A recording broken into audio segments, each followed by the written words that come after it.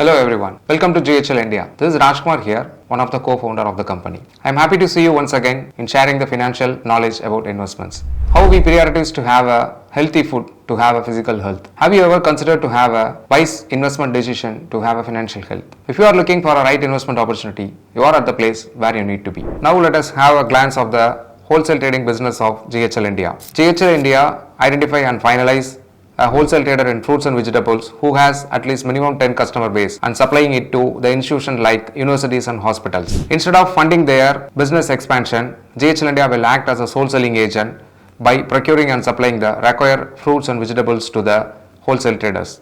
The fund required for the business is raised by the capital contribution of the investors to the LLP, which LLP act as a special purpose vehicle which take care of the specific business operation.